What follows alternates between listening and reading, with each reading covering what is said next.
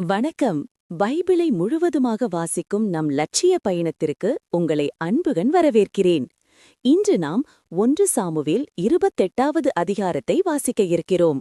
இதுவரை நம் மொத்த நூல்களில் 22.12% நூல்களை வாசித்து முடித்துவிட்டோம்.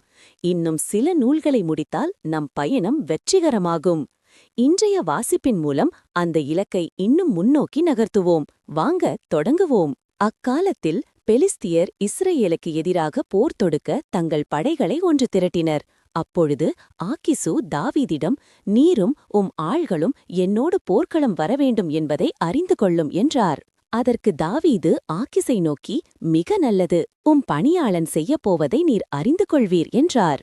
ஆக்கிசு தாவீதிடம், எனக்கு என்றும் மெய்க்காப்பாளராயிருக்கும்படி உம்மை நான் நியமிக்கிறேன் என்று சொன்னார். சவுல் குறிகேட்டல். சாமுவேல் இறந்தார். இஸ்ரேலர் அனைவரும் அவருக்காக துக்கம் கொண்டாடிய பின் அவரது நகரான இராமாவில் அவரை அடக்கம் செய்தனர். சவுல் சூனியக்காரரையும் குறிசொல்பவர்களையும் நாட்டிலிருந்து துரத்தியிருந்தார். பெலிஸ்தியர் ஒன்று திரண்டு வந்து சூனேமில் பாளையம் இறங்கினர். சவுல் இஸ்ரேலர் அனைவரையும் ஒன்று திரட்ட அவர்கள் கில்போவாவில் பாளையம் இறங்கினர். பெலிஸ்தியரின் படையைக் கண்டபோது சவுல் அச்சம் கொண்டார். அவருடைய உள்ளம் பெரிதும் திகிலுற்றது. சவுல் ஆண்டவரிடம் ஆலோசனை கேட்க, ஆண்டவர் கனவு மூலமோ ஊரி மூலமோ அவருக்கு பதிலளிக்கவில்லை. பின்பு சவுல் தம் பணியாளரிடம், குறி சொல்லும் ஒரு பெண்ணை தேடி என்னிடம் அழைத்து வாருங்கள், நான் அவளிடம் ஆலோசனை கேட்க வேண்டும் என்றார். அதற்கு அவர்தம் பணியாளர்கள் அவரை நோக்கி, இதோ ஏந்தோரில் குறி சொல்பவள் ஒருத்தியிருக்கிறாள் என்றனர். சவுல் மாறுவேடமிட்டு வேற்றுடை அணிந்து கொண்டார். அவரும் அவருடன் 2 ஆள்களும் இரவில் அப்பெண்ணிடம் சென்றனர். அவர் அவளை நோக்கி, ஏதாவதொரு ஆவியின் துணை கொண்டு குறிகேட்டு சொல், நான் பெயருக்குச் சொல்பவனை எனக்காக எழுப்பு என்றார். அப்பெண் அவரை நோக்கி, சவுல் சூனியக்காரர்களையும் குறி சொல்பவர்களையும் நாட்டிலிருந்து துரத்திவிட்ட செய்தியை நீர் அறிவீர். என்னைக் கொல்லத்தானே இப்பொழுது என் உயிருக்கு கண்ணி வைக்கிறீர் என்றாள். அதற்கு சவுல், வாழும் ஆண்டவர் மேல் ஆணை, இது குறித்து எத்தண்டனையும் உனக்கு வராது என்று ஆண்டவர் மேல் ஆணையிட்டு கூறினார். பின்பு அப்பெண், நான் உமக்காக யாரை எழுப்ப வேண்டும் என்று கேட்க, அவர் சாமுவேலை எழுப்பு என்று பதிலளித்தார். அப்பெண்ணின் பார்வையில் சாமுவை பட்டவுடன் உரத்த குரலில் கதறி, நீர் தாமே சவுல், ஏன் என்னை ஏமாற்றினீர் என்று சவுலை நோக்கி கூறினாள். அதற்கு அரசர் அவளை நோக்கி, அஞ்சாதே, நீர் பார்ப்பது என்ன என்று கேட்க, அதற்கு அவள், நிலத்திலிருந்து ஒரு தெய்வ உருவம் வெளிவருவதை காண்கிறேன் என்றாள். அவர் அவளிடம், அதன் தோற்றம் என்ன என்று கேட்க, அவள், முதியவர் ஒருவர் எழுந்து வருகிறார், அவர் ஒரு போர்வை அணிந்திருக்கிறார் என்றாள். அவர் சாமுவேல்தான் என்று சவுல் அறிந்து முகம் குப்பிர தரையில் விழுந்து வணங்கினார். அப்பொழுது சாமுவேல் சவுல் நோக்கி, என்னை எழுப்பி நீ ஏன் தொந்தரவு செய்கிறாய் என்று கேட்க, அதற்கு சவுல், நான் பெரும் இக்கட்டிலிருக்கிறேன், ஏனெனில் பெலிஸ்தியர் எனக்கெதிராக போர் தொடுத்து வந்துள்ளனர். கடவுள் என்னை விட்டு அகன்று சென்று விட்டார். இறைவாக்கினர் மூலமாகவோ அவர் எனக்கு பதில் சொல்வதில்லை.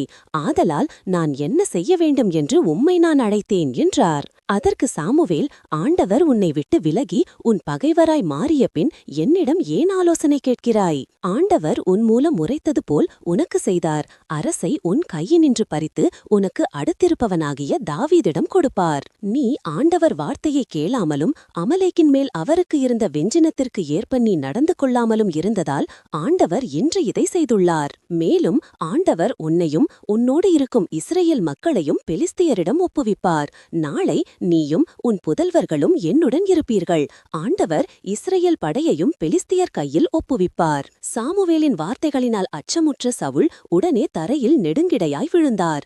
மேலும் அவர் இரவு பகலாய் ஒன்றும் உண்ணாது இருந்தமையால் வலிமையற்றிருந்தார். அப்பெண் சவுலிடம் நெருங்கி வந்து அவர் மிகவும் கலக்கமுற்றிருப்பதைக் கண்டு அவரை நோக்கி, இதோ அடியாள் சொல்லை கேட்டு என் உயிரை பொருட்படுத்தாது நீர் சொன்ன வார்த்தைகளுக்கு கீழ்ப்படிந்தேன். ஆதலால் இப்பொழுது நீரும் அடியாளின் வார்த்தைகளும் கேளும்.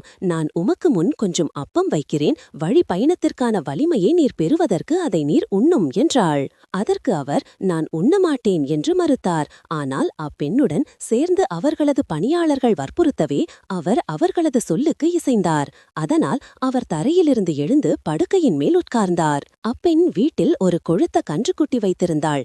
அதை விரைவில் அடித்து மாவை எடுத்து பிசைந்து புளிப்பற்ற அப்பங்கள் சுட்டாள். அவள் அவற்றை சவுலுக்கும் அவர்தம் பணியாளர்களுக்கும் முன்னே வைத்தாள். அவர்களும் உண்டனர். பின்னர் அவர்கள் எழுந்து அன்றிரவே புறப்பட்டுச் சென்றனர். நாம் 1189 அதிகாரங்களில் 264 அதிகாரங்களை நிறைவு செய்துவிட்டோம். இன்னும் சில அதிகாரங்களை வாசித்தால் முழு பைபிளையும் முடித்து விடுவோம். நாளை அடுத்த அதிகாரத்தை பார்க்க சந்திப்போம். நாள்தோறும் இந்த பயணத்தில் நீங்களும் பங்கேற்றால் பைபிளை முழுமையாக வாசித்து முடிப்போம். இது நம் வாழ்க்கையிலும் ஆன்மாவிலும் பெரிய மாற்றத்தை ஏற்படுத்தும். இந்த பயணம் உங்களுக்கு நம்பிக்கையையும் சமாதானத்தையும் கொடுத்தால் இந்த வீடியோவை லைக் செய்யவும் சப்ஸ்கிரைப் செய்யவும் மறக்க வேண்டாம். பகிர்ந்து மற்றவர்களையும் இந்த பயணத்தில் சேருங்கள். நாளை மறக்காமல் வாருங்கள்.